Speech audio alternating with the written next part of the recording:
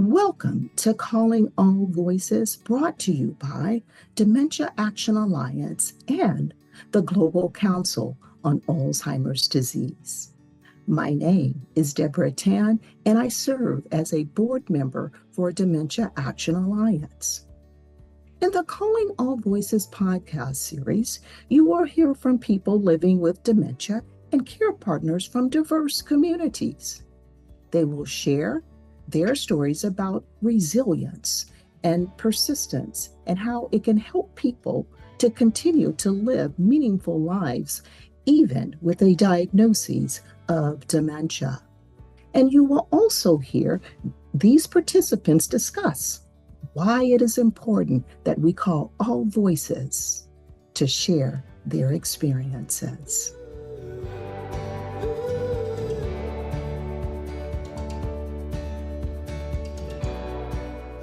Hi, my name is Paula Mueller, and I'm the founder of CareLink 360. In this series of podcasts, I'm participating as a volunteer because I wanted that the communities hear the voices of the Latino community.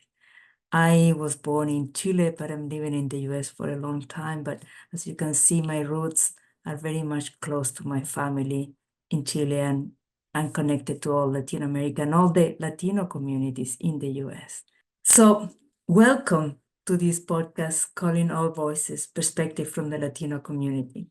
2 years ago, I spoke with Karen Love at the Dementia Action Alliance conference because I was very excited of seeing the announcement for the podcast and publication for Perspective, Calling All Voices, Perspective from the Black and also Perspective from the LGBTQ plus community. And I thought we need to also hear the voices from the Latino community. And Karen very kindly accepted the proposal, and we got this project going, from which you will hear a few of the interviews that I did. I'm very happy to present you this project because it's very important that also among the Latino community, we speak about dementia. Many times we consider that this is something that we shouldn't speak about. There is a lot of stigma around the word dementia. And the people at the end, people experiencing the dementia, and also their family caregivers, their care partners, feel that they are very much alone, and this is something that is only happening to them, but it's not. You're going to hear my conversation with Juan Carlos Zaldivar. Juan Carlos is an artist, a filmmaker. He has done several documentaries. He's a professor as well, but he's also the care partner for his mother. They live in Miami, and he will tell us how important is to talk about it, to talk about the diagnosis, and also find meaning and describe a person not in terms of the memories that they have, but in terms of the person that they are. So let's listen to my conversation with Juan Carlos. So hi, Juan Carlos. Thank you so very much for joining us today in our series of podcasts for this project, Calling All Voices. And I'm very excited to have you here and basically that our listeners can have the opportunity to learn about you, your journey, the journey with your mom. So to start, Juan Carlos, why don't you tell us about you, your hobbies, your activities, and let's take it from there. Yeah, I don't have many hobbies. I don't have time for hobbies.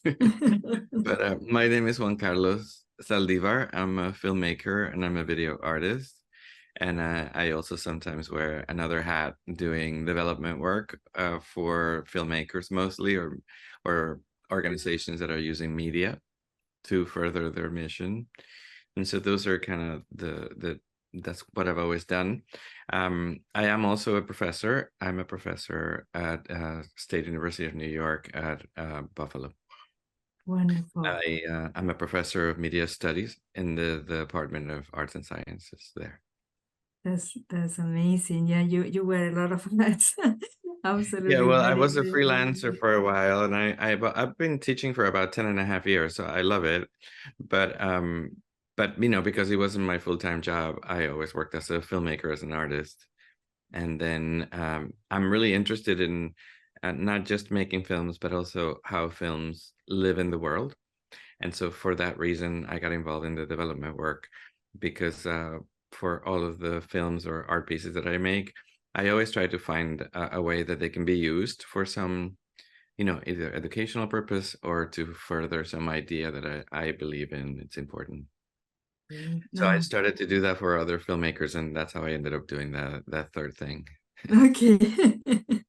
That's amazing. So, Juan Carlos, please tell us a little bit about the journey with your mom. Your mom was diagnosed with dementia, is that right? And when That's right. was the Yeah. diagnosis? So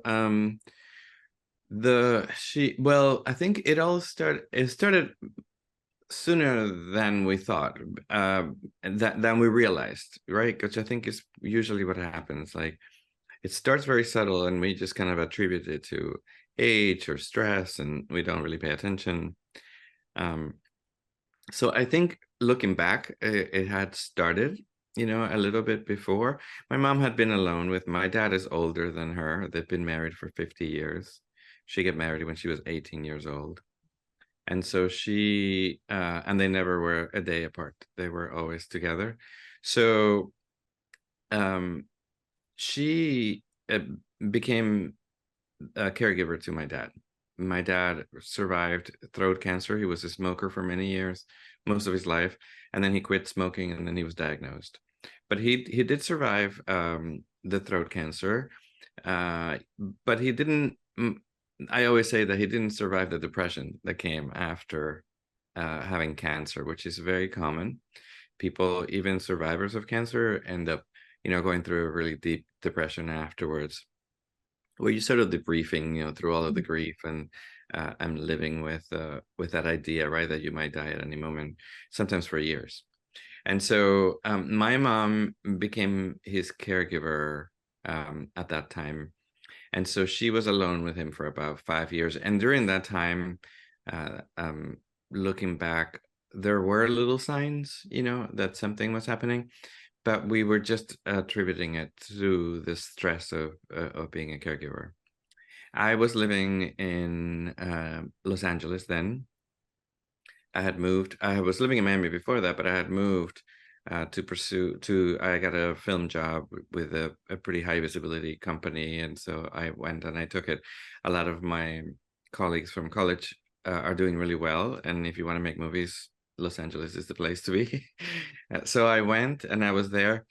But I would come and visit. And the job that I was doing at that time was taking me to Cuba a lot. So I would come from LA and stop in Miami. So I was kind of in touch with him. And then my dad declined suddenly and passed away. And I had just finished the job, and I had come to spend some time with him. My dad died during that time. The same week, we had a huge hurricane, Category 4, that went through Miami. So I ended up spending like a week, well, a whole day with my mom in a closet here, and the dog. And so I ended up staying because I immediately saw a change after my dad died. I saw it was just kind of instant, right? That there was there was confusion. There was the stress was really visible, right? Before she kind of managed it and sort of hid it. And so I ended up staying, and I kept elongating my trip until I figured out that she couldn't really be alone, like she shouldn't really be alone. So I had just finished a job, and I could afford to, do that for about a year. But even after a year, things sort of began to decline. And after a year, I realized that I needed to stay. So then what I did is I tried to figure out, it's very hard to get film jobs here in Miami. So I did some of my development work that I was telling you about for other people. But a couple of those jobs took me out of Miami for 6 months. And so I wanted something that was more stable, and wanted to, and so that I could be near her. So I went back to school and I became a massage therapist. At the time, I wanted to learn more about the body and what she was going through. So that was really helpful. I got my license. It took me about 2.5 years, 3 years. And then all during that time, I just started to, like most people, research in the middle of the crisis, right? So begin to learn about Alzheimer's, begin to learn about dementia, and try to manage, right, what was happening in the best way possible. And that's kind of that's sort of where I stayed. You know, I continued to learn as I took care of her. And tell me about the diagnosis. So when you moved with her, did you take her to the neurologist, the primary care? Yes, I took her to a neurologist, and I think the first diagnosis they give you usually is mild cognitive decline, is what they say. So it's a very sort of general, non-specific diagnosis. I think that's what most people get. And I now probably understand, knowing more. Oh no, and now, so anyway, so 8 years later, I've taken this full-time position as a professor, and I've taken on a whole project about dementia. So I am now trying to build relationships and partnerships at the university level with different areas of the university, so that I can create sort of an educational campaign, ideally, and make a movie about my experience. So I think the first diagnosis is usually very general, and then now I understand that there's a reason for that, because our insurances and our healthcare system is devised, has a certain structure for billing, for services, for qualifying, etc. And so there are all these codes, right, that you need to get approved in order to get paid for any service, for just about everything, for nothing, for no disease. I'm assuming that happens on purpose, right? So that you have more choices and you can begin to sort of assess your own situation, and then decide what services you need. And so I think that was our experience anyway. And I'm now seeing that that's a lot of people's experiences, because I'm talking to a lot of people now. And nobody's ever expressly said that, but I kind of can see how that would make sense, right? So while it is important to get a diagnosis that's clear, it's also it's also very tricky and could be very detrimental for people if they give you a diagnosis too early. Because if you haven't prepared, you might end up, in this sort of legal corner where you can't do anything by yourself and you can't have anybody else do anything for you. And so you could be kind of cornered without knowing, right? So I think, Mom was lucky that I was around, and I think a lot of people are lucky to have family members who can kind of walk through with the doctors, with the healthcare team, to see, to get a little bit of feedback and just research things on your own. But not everybody has that, and that's really what's fueling the work that I'm doing, is that every time I go through a difficult situation, or I have a hard day, or I spend hours trying to get approval for a doctor's visit, I think of the thousands and thousands of seniors that don't have an advocate, who it's so difficult to use the phone to begin with, and they would never get through the maze that I have to get through of being transferred and called, and calls dropped and call again in order to get something approved. 3 different forms and so on. Yes. Always that is the first diagnosis. Even though they may know it better, I believe, because of the signs are there, the standard answer is mild cognitive impairment, or at least in my experience, that's what I have heard. But it's important to get the right diagnosis at the right time, as in my opinion, as shocking as it can be, because it allows you to plan exactly the things that you were talking about. Because the more capable you are to make the decisions, the better it is, not only for you, but for your family as well. I mean, if you are able to express your wishes, that would be better for everyone. So an early diagnosis, I think, is important. Now, it took some time for you to get the diagnosis from your mom. After this mild cognitive impairment, did you continue going to another Yes. neurologist? So how was Yes, this? after that diagnosis, I would take her every 3 months or 6 months, depending. And then I know that I just kept doing cognitive tests at least once a year. Yeah.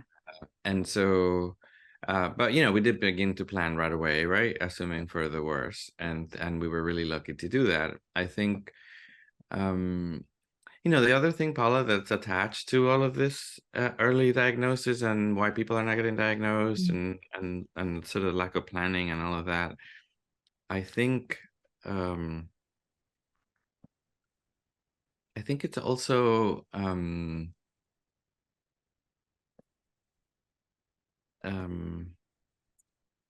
do I say? I mean, it's probably true that end of life planning probably changes depending on the culture that you're looking at, and and specific, because different cultures just see that part of life differently and handle it and plan it differently. And so that's definitely an aspect that might also be causing certain demographics to be acting differently, or to be reacting differently to this. But the other thing is that in our society, there's a big stigma against mental illness. Yeah. And so I think also another element that's sort of at work here is the idea that, if our finger hurts, we have no problem running to the doctor and getting a Band-Aid or getting a stitch. But if we're depressed, right, it'll take years before anybody goes and seeks mental health. And I know culturally, in my culture, I grew up with hearing that that's the worst that can ever happen to anybody, right? Like you lose your head. And so even the language that's used, right, to describe mental health tends to be really stigmatized, which prevents people from getting help in a timely manner. And so I do think that stigma, perhaps much more so than cultural components, it's affecting early diagnosis, or the inability of people to get the early diagnosis. Because in fact, when you look at family structures and what's culturally accepted or preferred, most Latinos have a really strong sense of family, right?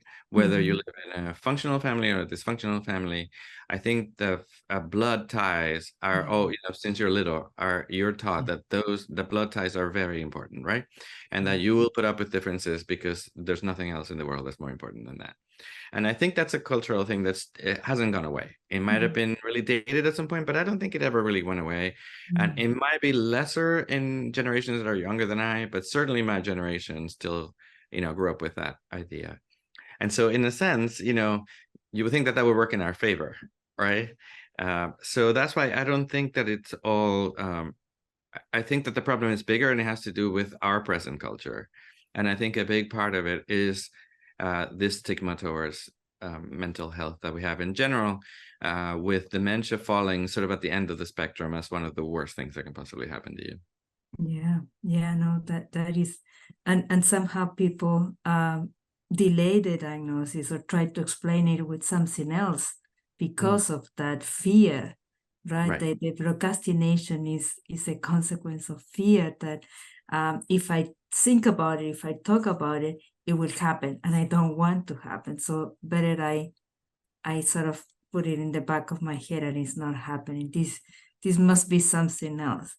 And yes, I believe that is part of the culture. And the more that we talk about it, that's the purpose of this project, Calling All the Voices, because we want to talk about it. The more we talk about it, the more we can get familiar with that and basically become to accept the reality, right? Yeah, no, absolutely. And yeah, And it makes me think that maybe we should be doing this in Spanish because there's also a language barrier to education. Most of the women that I've hired in the last 8 years are Latina or Latinx, or and they a lot of the research that I've been doing it's been in English. And so I tried to find similar resources in Spanish, and there just aren't that many that are available. And No. then you get into sort of the language, because people are having to create language in order to talk about these things. And so that language is being created in English. Right. And so who's going to translate these terms? How are those terms going to catch fire in our US Latinx culture? How are we going to introduce them, and how are we going to maintain them? If it's not the healthcare providers, right? Then it's going to have to be us. And how do we do that? And I don't have an answer. That's part of the project that I'm working on. It's like how do we address that, and how do we own it, and how do we manage it? Like, how do we sort of talk about it um, and create a cultural discourse around it that is cultural specific, right? To us, but also can draw from all of the education that already exists that we could be benefiting from. No, this is very important, Juan Carlos. Can we talk a little bit more about the cultural differences and the words? And you and I have been talking a lot about how the proper translations are done, and basically you have to reinvent terms. So one of the terms that we always discuss is, how do you define caregivers, right? Caregiver is a word that doesn't have a one-to-one translation in Spanish, and that is one of the examples, right? Because cuidador is usually assigned to someone that is doing a profession or taking care of something and being paid. It's not the Like a family custodian, caregiver. right? Yeah. So and the same thing with dementia and basically aging, all of those concepts. How do you it's very important, because we want to give the right connotation to and that is understood properly in the other language. Yeah. And also even actions, more than words. Like, there are certain actions that are cultural specific, and so I think understanding what's culturally appropriate, to do or not do. And when it comes to caregiving, you as a caregiver get to do very intimate things for people, right? So you have to be very aware of past trauma or, post-traumatic stress disorder. The more you're familiar with that person's past, the more that you are able to provide proper care, right? That's not going to trigger them, or it's not going to re-traumatize them in any way. And I think trauma tends to be, processed through a cultural lens, right? Because it happened to you in a specific place, and so you have associations to that place, and every culture has signifiers and behaviors that are specific to that culture. So all of that is very much attached, to trauma.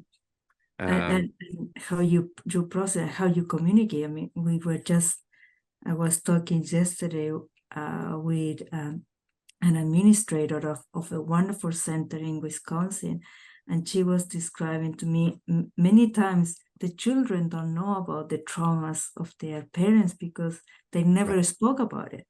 And now they are living with dementia, and those traumas are coming back and manifesting in behaviors, and the children They don't don't understand.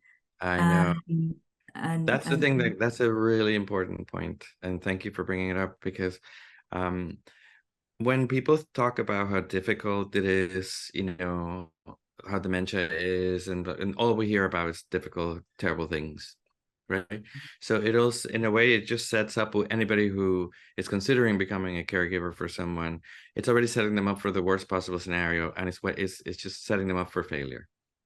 So part of what we need to do is change that framework, And part of changing that framework, which I think is the thing that we're not talking about, is the gift, right? That is sort of this unintentional gift that you get by taking care of someone, in that you know, because some of their inhibitions go away, and because they sort of become kind of an essence of the person that they are, without all the social barriers that we acquire as adults in a specific culture.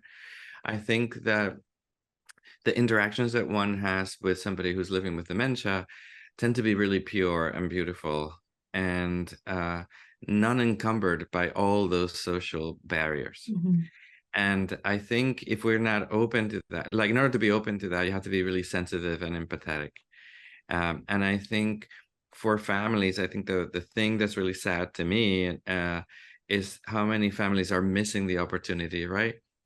To, to tie all the loose ends, to unknot all the knots that we grew up with in a family at this time, so that we can have a really peaceful and loving end of life that's going to then contribute to us continuing our life in a much better way and pass it on to generations.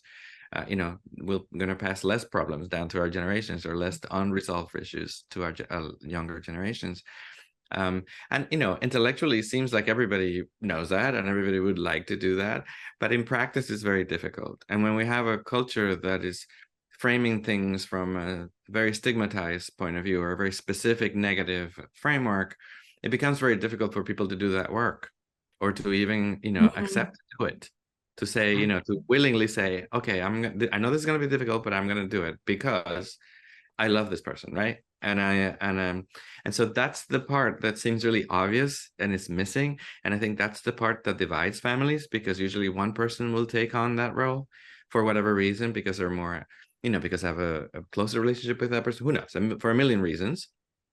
And everybody else who's also close, who was also part of this blood family that we were talking about, that is supposed to not split, is not willing to do it for whatever reason. And usually it's because they've acclimated more to this culture and the idea that the individual is more important than anything else. And then, that you have to do for yourself first, right?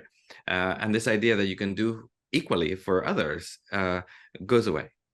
And so on that inability to let people know that they're in for something that could be positive, not just, a lot of work and horrible.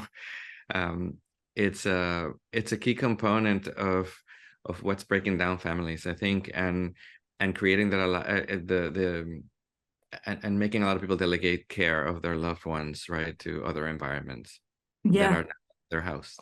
Right. Actually, I think it's so important what you're mentioning, to change the framework from a negative to a positive, from something that is hard and almost impossible to do, and you are said to be a martyr if you follow that route. Right. To really embrace and have hope in that you can change, and it's true, there is work involved, but you can live with decency, with hope, with actually a good quality of life, even in the case of experiencing dementia. And there are pieces of hope. Actually, one of the persons, Carlos, that we interview, he has done a marvelous job caring for his father. As a male caregiver, he took the responsibility. And I think he's an example of the hope, how we can find, and you as well with your mom, Thank you. taking care of her and finding joy and finding common connections, despite of living with dementia. Yeah. I thank you for that. I think, it's very different to say this is going to be horrible and impossible, to say, this is going to be very difficult but very rewarding, right? Because we climb mountains, right? That's as difficult as it gets, and you can die, but it's also rewarding. Exactly. Not only, on a physical level, but also on a spiritual level, on a, just on a personal level, and and an emotional level. We do that with sports, we do that with all these other things that we consider to be positive and part of human development. But for some reason, we don't do it with caregiving. No. right? Caregiving is in another category of its own. And like you say, people are, we have this sort of martyrdom, there's no reward of, idea about it. That is, anybody who's done it will tell you that's absolutely wrong, right? That you could not get it any more wrong. Yes, it is difficult, but to say that caregiving has no rewards, it's just plainly 100% wrong. And that's the part that people are not hearing. Life is hard. And do we just stop living? Like, do we just kind of call it quits? No, and so I think, another thing that I've been looking at lately, and I think is sort of interesting, I've been trying to read sort of Aboriginal cultures and indigenous cultures and how they look at the end of life. Mm-hmm. And in those cosmologies, usually end of life is a period of transition to something else, right? Some other state of being that we don't understand. Now, for us in the West, that means the first thing that we hear is, oh, that's spirituality, that's religion, that's just ignorance and what do you call it? What people usually call religion is, what do you call it when you believe things that are not true? Supernatural or Superstitious, right? Like yeah. superstitious. So that's kind of what we hear when we hear that, right? But those cultures, regardless of how we judge them to be, they do believe that life is only one aspect, and that then there's nature and everything else is something else that we don't understand, but we are part of. And a lot of those cultures see the end of life as a transitional period. And by seeing it that way, they respect it, right? Because they see it as a very as a part of life that is worth protecting and ushering and helping the person get there. And I think, that's kind of beautiful. If that's what it takes for, that's what it took for them to do it, and it works, right? And I imagine that for us, we're so far away from, we're so removed from things like thinking of the earth as an organism. We still think that that's ridiculous. And so we continue to be completely separate, right? And to try to conquer it and change it for our comfort and not think of the repercussions.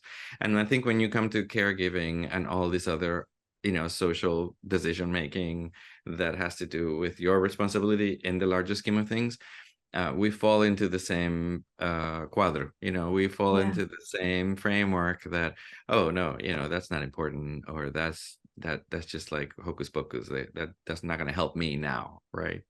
Yeah. In a society where we value and elevate productivity and performance and results, we diminish the value of contemplation and spirituality and basically pause.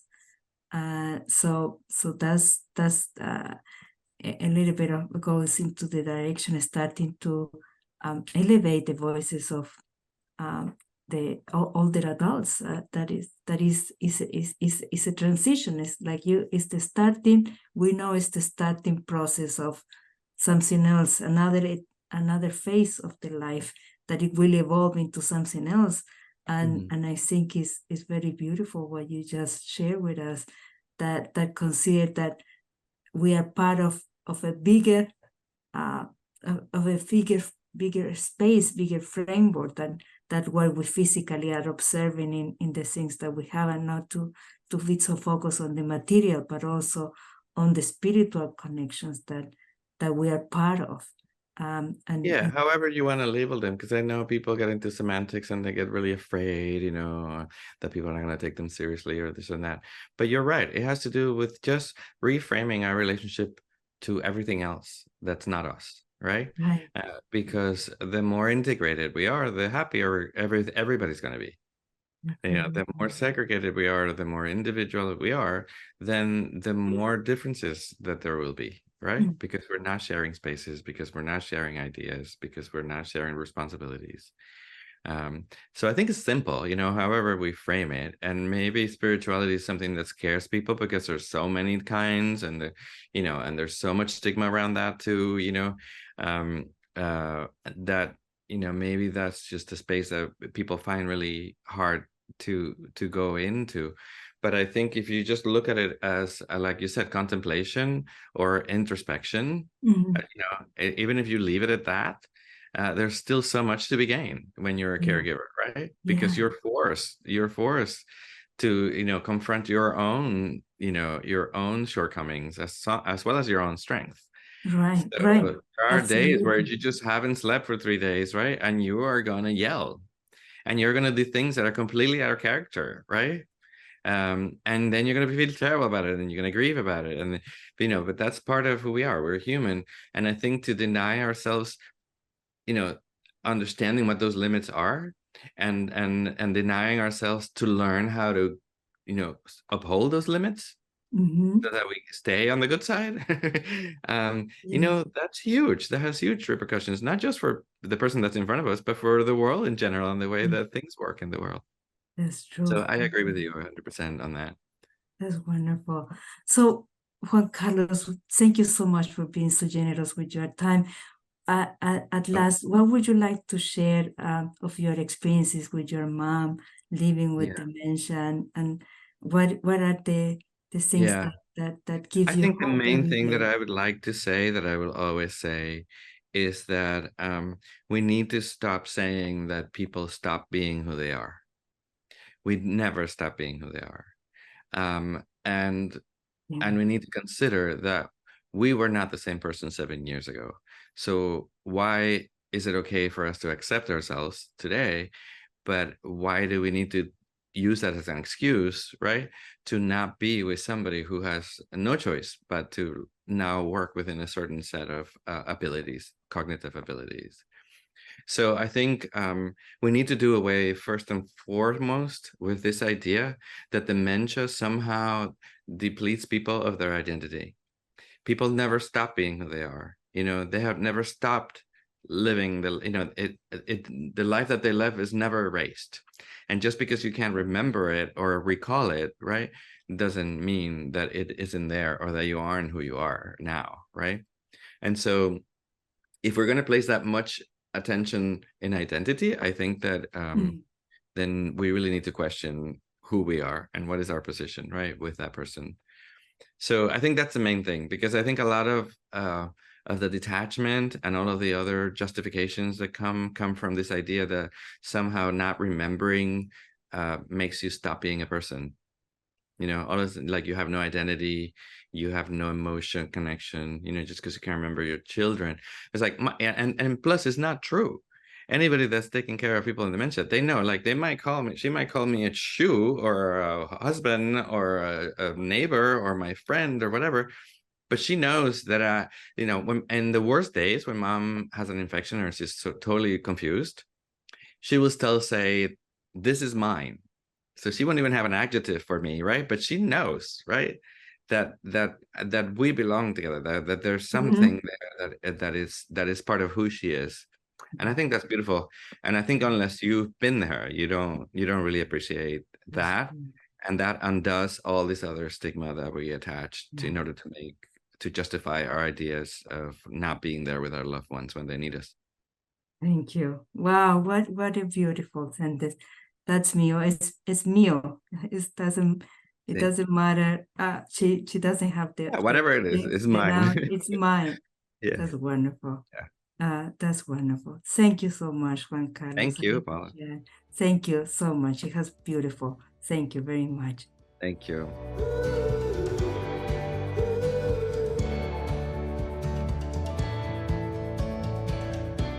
We hope that you enjoyed this episode of Calling All Voices. If you're interested in learning more, please visit Dementia Action Alliance and/or the Global Council on Alzheimer's Disease websites for resources and information on Calling All Voices. The creation of this podcast was sponsored by Otsuka Pharmaceutical Development and Commercialization Incorporated. This podcast is not, however, intended to provide medical advice.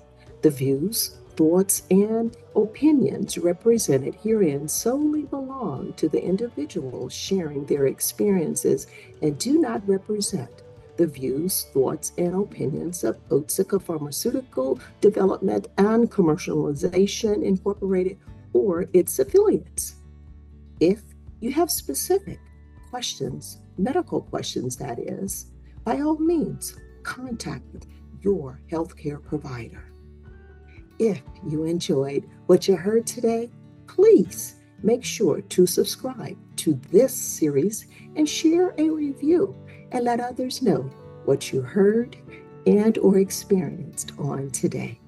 I'm Dr. Tan, and bye for now.